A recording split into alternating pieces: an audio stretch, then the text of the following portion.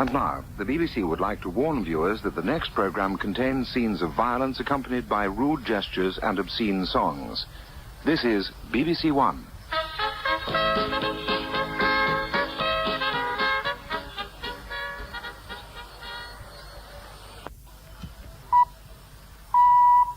And now here is next week's news. The weekend. After Margaret Thatcher appears on The Wogan Show, friends say they're surprised as she doesn't have a book, record or film due for release. Thames Television deny that reruns of The Sweeney have been paid for by the Flared Trousers revival lobby. After news that 1 in 3 men fears being sexually attacked, it's revealed that the other 2 are far more frightened of being interviewed by Ruby Wax. Monday. Responding to government plans to make people pay for their children's criminal activities, the parents of Kenneth Clark say they'll never be able to afford it. Following the proposed ban on alcoholic drink advertising in cinemas, program times are cut by almost 2 hours. Tuesday. After revealing he often can't remember anything about playing football, Danny Blanchflower returns to manage Chelsea. Police who caught workers stealing car parts from a Ford plant say they first became suspicious when they saw one of them driving a Sierra Escort Orion 2-litre transit van. Wednesday. Diane Keaton, who issued a marry me now or never ultimatum to Al Pacino while he was filming Godfather 3, finds Woody Allen's head in her bed. After rounding up the entire cast of the 1971 Coca-Cola commercial, detectives say they still haven't caught those responsible for writing I'd Like to Teach the World to Sing. Thursday. The woman who called out the police after finding an annoying mouse in her living room says she has no idea how Colin Moynihan found his way in. Following the launch of the long-awaited abortion pill, barbers start asking their customers, "Something for last weekend, sir?" Friday. The magistrate who admitted that lashings of whipped cream and ginseng jam made him feel sexy is advised the effect would be much more pronounced if he were to eat it. And finally, Vice Squad officers in Birmingham who caught a couple making love in a Skoda charged them with bouncing a cheque. And that is the end of next week's news.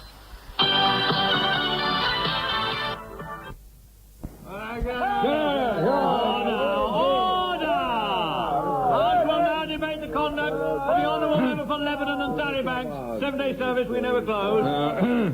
Right Honourable Member for Mogadon and Dead Sheep PLC will read the charge. £5,000 for the first hour, rising to 20,000... I'm sorry. This member stands accused of one of the gravest, nay, most heinous crimes I have ever in my long and varied political career. See Geoffrey Howe, An Exciting Life, £25, all good booksellers, come across. To wit, drawing attention to MPs' incomes. I therefore propose that we slap him firmly across the wrist. I can recommend the Whitmore. Right Honourable Member for Tea Bags and Large Dairies Workers Cooperative. Mr. Speaker, I would just like to say this chamber is saturated with usurers, cheats, and representatives of special interests. Cook's Manly Fry, available from Pipes or Ash in mouth at jaunty angle. I therefore recommend that the member be roundly reprimanded, perhaps on television. I can get you on Sky TV. Order! Finally, the member for wife suing and large backhanders will present his case. Friends, beloved chums, clients, forgive me. Yeah. And if I could just read out this prepared statement. Unexpectedly available for next 4 weeks. Skilled advocates. Say anything for money. Will travel. Usual rates apply. I say the bond is reading an advert. I thought it was my time. Order! The House will now decide how to punish the member. Ayes? Noes? Very well. 20 days suspension and the usual 2 archers in a plain brown envelope behind the hot water pipe. Right, next business. A debate on whether members spend too much time on their part-time jobs. Point of order, Mr. Speaker. Yes, the member for Blue Cream and Ingratiating Smiles. With respect, Mr. Speaker, I always thought that being an MP was the part-time job. I say, are these directorships going, Norman? Nothing under 30k. Sorry.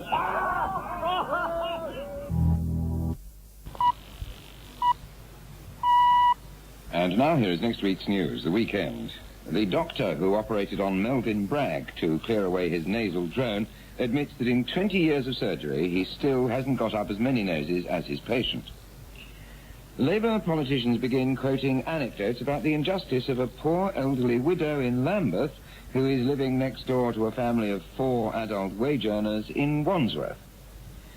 Following the appointment of former Punch editor William Davis as chairman of the English Tourist Board, out-of-date holiday brochures start appearing in doctors' waiting rooms. Monday. The Sun's claim that only their readers have the chance to win £250,000 a year for the next 20 years from a newspaper is disputed by Couche-Tard. London Weekend Television, who are to revive their 1960s comedy series On the Buses, say it will feature only single-deckers this time as the cast are too old to climb stairs. Tuesday.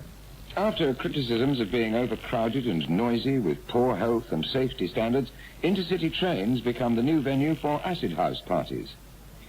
Pregnant holiday presenter Annika Rice discovers that NHS maternity facilities are sparsely furnished, largely self-catering, and based on 3 people sharing a bed. Wednesday. The thief who stole MP Austin Mitchell's satellite dish warns him to pay up or have it returned. The window dresser who was sacked for using dummies with 2 left feet is appointed manager of Everton. Following the survey into London transport, which revealed that 1 driver in 3 has made love in his vehicle at some time, a spokesman says at last they have an explanation for delays in bus services. Thursday. The man who has published a collection of lame excuses says he would have written it sooner, but he couldn't find his pen. The Duchess of York, who said she wanted to be wired up to an intravenous gin drip at St. Thomas's Hospital, apologises for the remark and says it's the last time she'll use a script prepared for Princess Margaret. Friday. A spokesman for the factory farm whose snails were let out by animal rights activists says they could all be yards away by now. And finally, it's revealed that the soldier who drove through a shop window while wearing glamorous women's clothing was only fined instead of being sent to prison because the judge wanted to punish him. And that is the end of next week's news.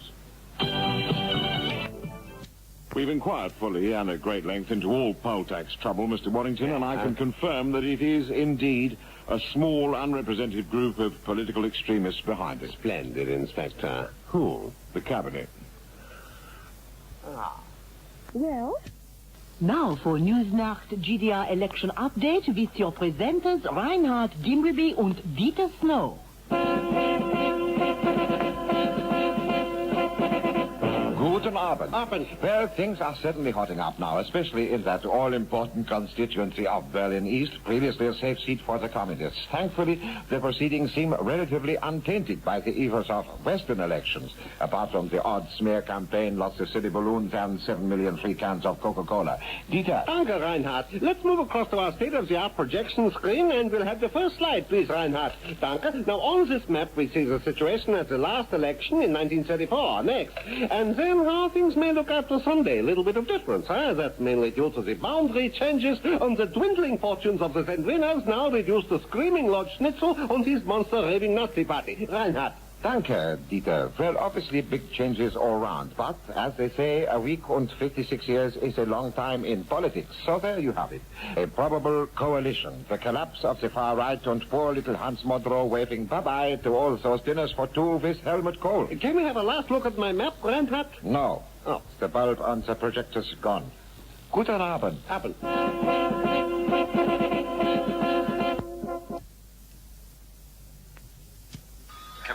Come on now. Now, Mr. Reagan, sir, there must be something you remember, sir. I don't recall that there is. No? I don't know what I knew. No, and for that matter, I don't know what I didn't know. Oh, look, sir, just take a look at this photograph. Mm-hmm. Right there. Yeah. Don't you recognize anyone there, sir? See that? Yeah? Oh, I know that guy. Yeah. He was my chief of staff.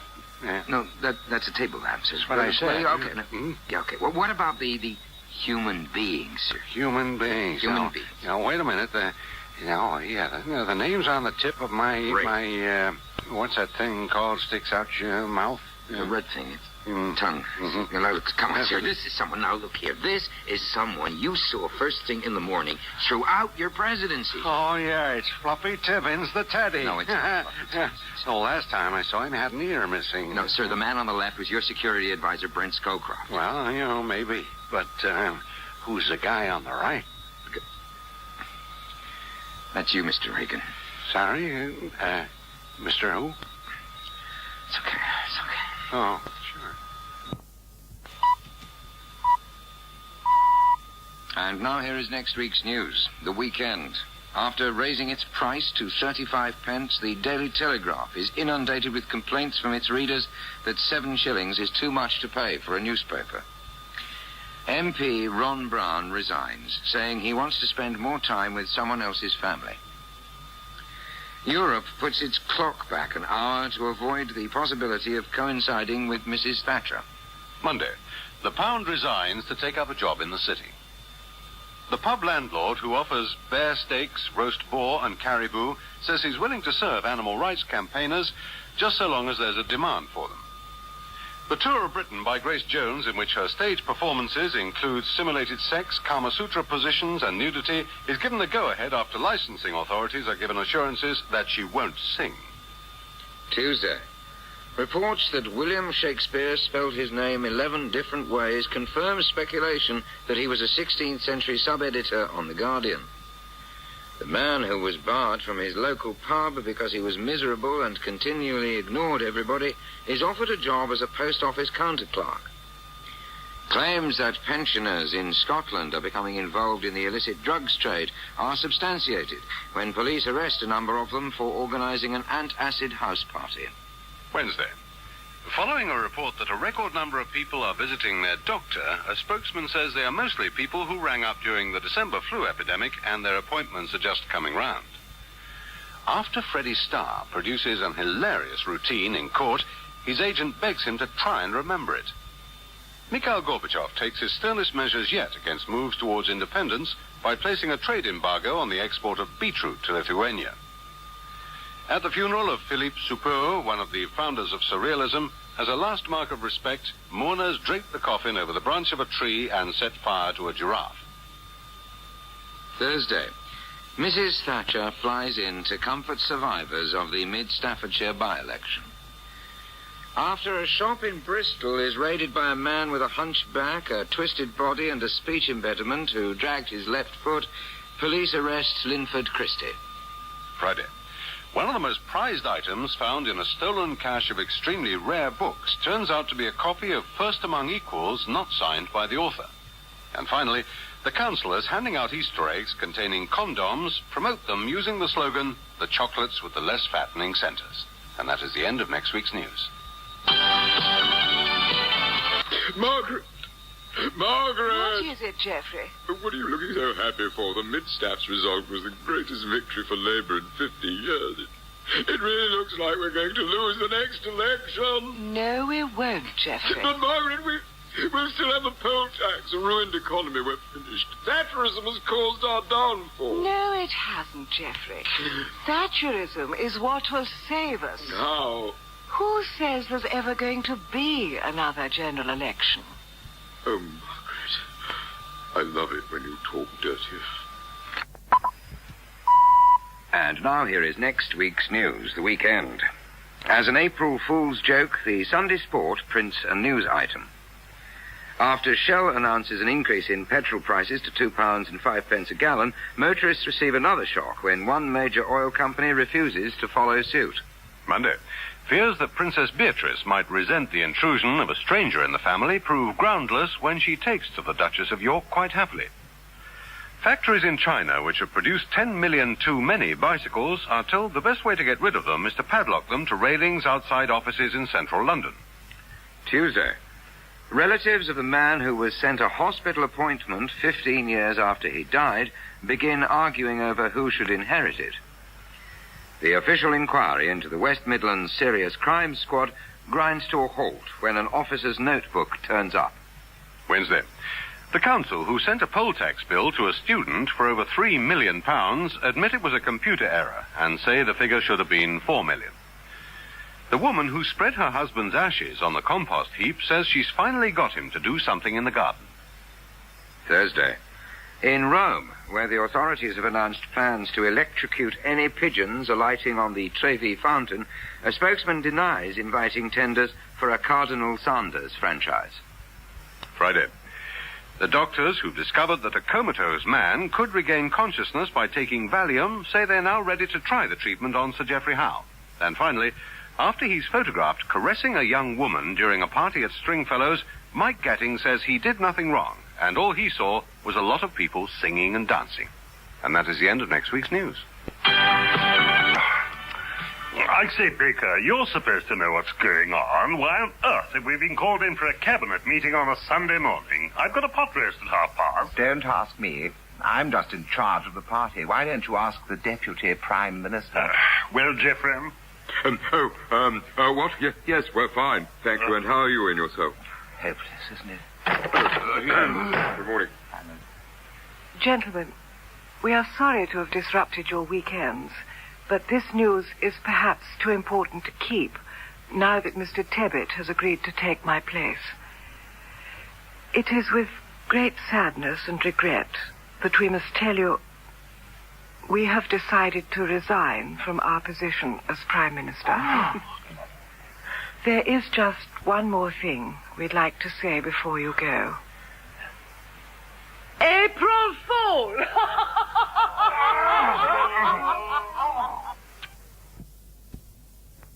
The Colombian drug baron? Yeah. The mafia? Yeah. The CIA?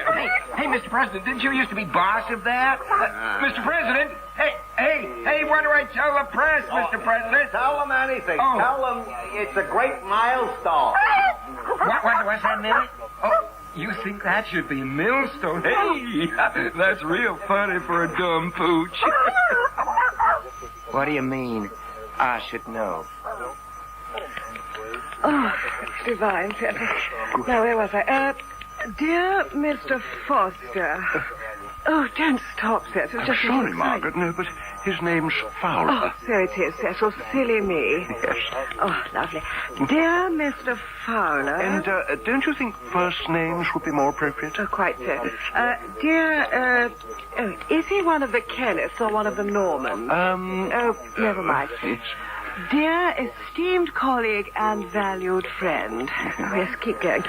So nice. That should take heaven. Lovely. During your long and distinguished career at, what was his position again? Chief Toady. No, his official position. Oh, I don't know. One of those, ministries that don't matter very much.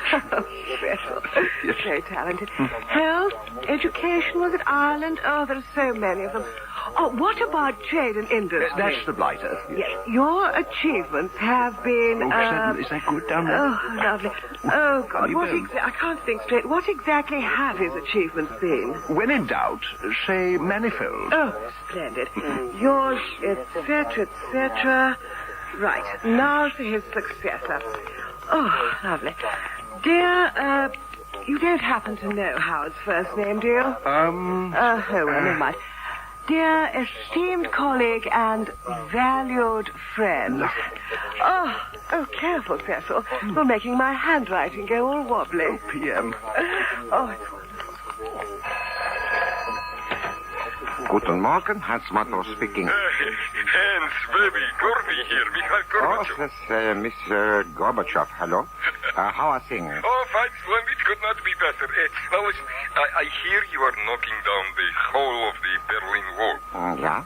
Well, can I have it, Hans? Just as a monument, you understand? I suppose so. Where will you put it?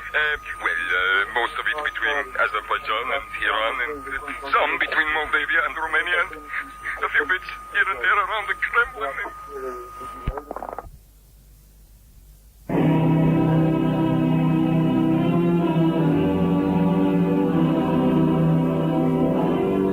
And welcome to The Sky at Night. This week, we look at the most revealing breakthrough in astronomy since I split my trousers. I refer, of course, to the Hubble Space Telescope, or Hubble Space Telescope for short.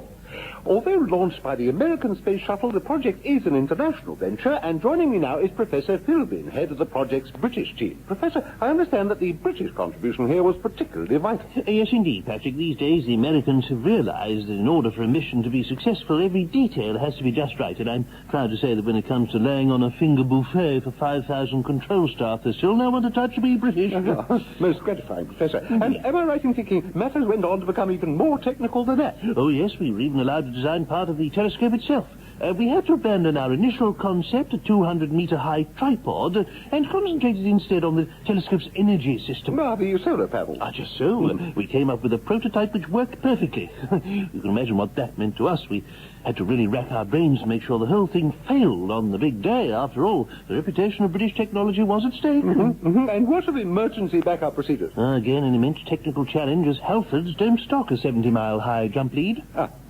Professor, what kind of practical application does a project like this possess? Well, each country involved has access to the telescope on a sort of timeshare basis. We'll be putting Britain's portion to very good use indeed. Such as? Well, as the telescope is a large, formidable object the size of a bus, we've booked it for several low-level approaches over Iraq, simultaneously broadcasting the radio message, "Oi, you lot, try putting this in your pipe and launching it." Well, British know-how triumphs again. Good night.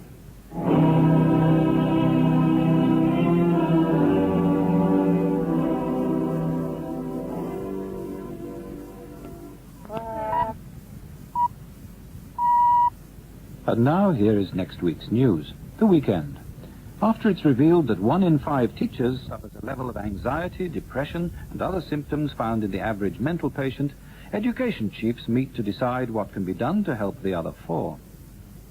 The man who is setting up a dating agency for classical music lovers says it's mainly for men who fancy a bit of scherzo, but are too shy to make overtures on their own.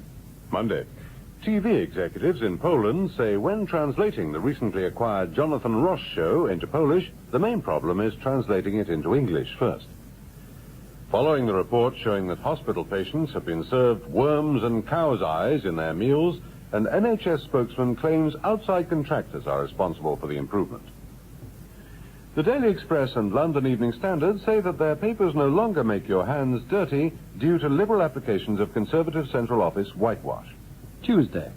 Members of the remote tribe who have been out of touch with the rest of the world for 350 years are offered jobs as magistrates. Laura Ashley's accountants deny that the company is in the red, describing it as more of a russet colour, really. Wednesday. The Frenchman who was dumped by his mother when he was a baby and is suing her for 14 Christmas presents wins his case and is awarded 14 pairs of socks, hankies and ties.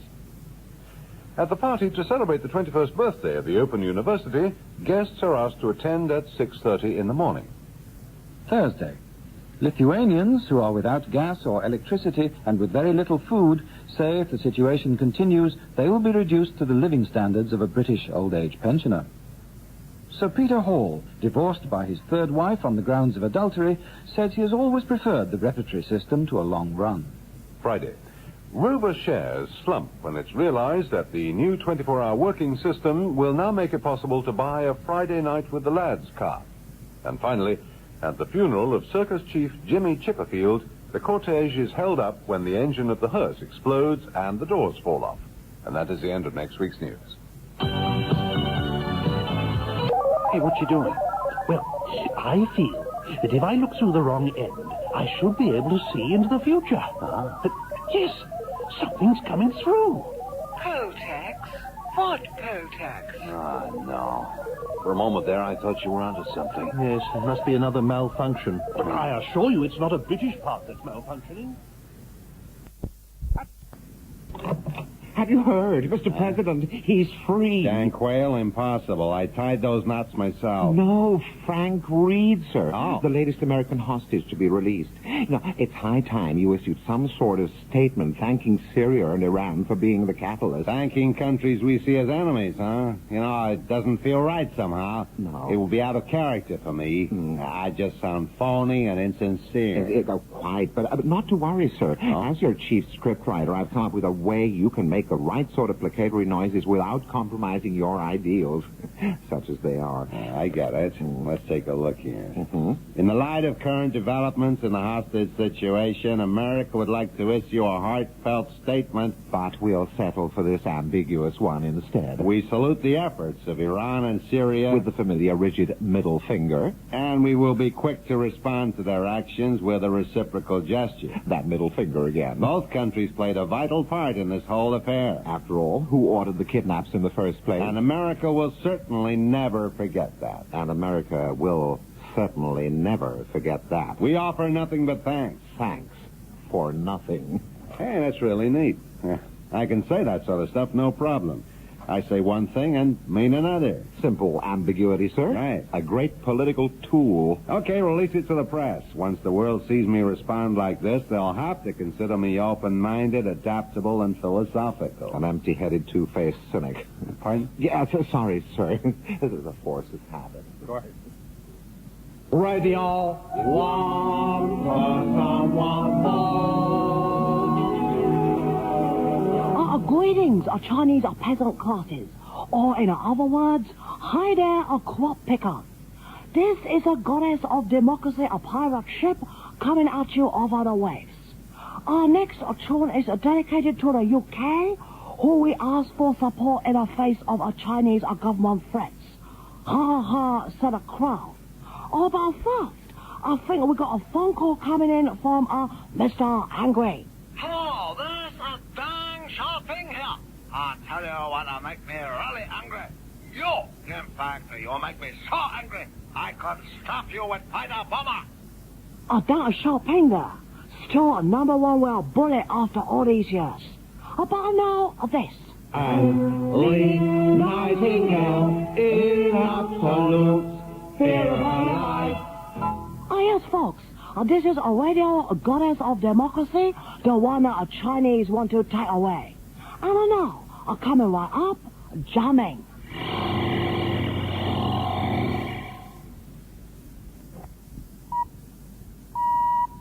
And now here is next week's news. The weekend. The Eurovision Song Contest is won by a Japanese entry assembled in Spain. After the award of Radio Personality of the Year to Chris Tarrant, television viewers say they hope this will encourage him to do more and more radio in future. Monday. Following the survey which revealed that 1 in 5 of Britain's teenagers who support the poll tax are racist and anti-gay, Kenneth Baker launches an inquiry into why more of them aren't members of the Young Conservatives. Sir Ranulph Twistleton Wickham Fines confesses that his polo walk was only called off after the threat of frostbite grew so bad there was a severe danger of one of his surnames dropping off. Tuesday. The judge who sentenced Zaza Gabor to a further 60 hours of community service receives a flood of complaints from the community. To mark his retirement from the Storehouse Group, Sir Terence Conran is given a stripped pine watch. The author, who claims that Hitler suffered from bad breath, says that after every speech he had to be treated for Sieg halitosis. Wednesday. After Colonel Gaddafi buys £500,000 worth of Barbara Cartland novels, he is finally confirmed insane. The publishers of Holiday Witch, who revealed that airline food is junk and dangerous, say in their next issue readers will be shocked to discover that some British rail trains don't run on time. Thursday. The estate agents who are selling off run-down police stations for Scotland Yard warn prospective customers to be careful they don't fall down the steps. Following psychologist reports that men who play with their ties are really thinking about making love, it's announced that the new #1 sex symbol is Oliver Hardy. Friday. After disc jockey Mike Reed admits losing Madonna's bra on the way to his studio, an inquiry is launched into why he was wearing it for radio. And finally, the Society for the Assistance of Ladies in Reduced Circumstances, who have a surplus of £7 million because not enough genteel ladies will apply for charity, decide to go down market and change their name to the Mint for the Bint Who's Skint. And that is the end of next week's news. Ending September the 14th. A look back. Can you tell me exactly where it hurts? It's sort of across my chest, Doctor. If you could just take a bit more weight on your elbows. Oh, that's much better. And now here is next week's news. The weekend.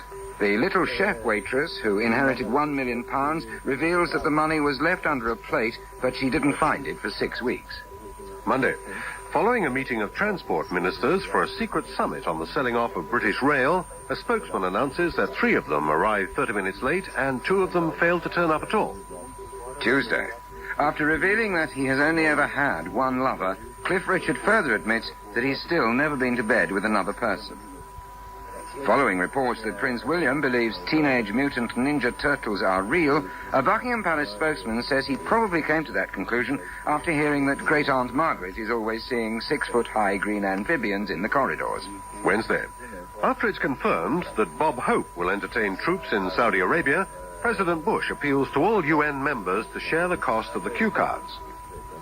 People living in Darlington who claim to have spotted an error of stonework detailing on the bridge supports shown on the back of the new £5 note admit that there's not a lot to do of an evening in Darlington. Thursday. After it is revealed that Glenda Jackson is to film a lesbian orgy scene, Neil Kinnock demands to see the script of her first party political broadcast. The fish restaurant in London, which has opened a special children's section, reveals that its most popular dish at the moment is Teenage Mutant Ninja Turbot. Friday. The man who suffered a fractured skull from a rebounding supermarket trolley he threw into the path of a robber's car explains that he did not duck, as he'd never known one travel in a straight line before. And finally, the computer manager who bought £1 million worth of goods in unrequited love for a salesgirl says that he had hoped her software would support his hardware, but now all he had was a floppy. And that is the end of next week's news.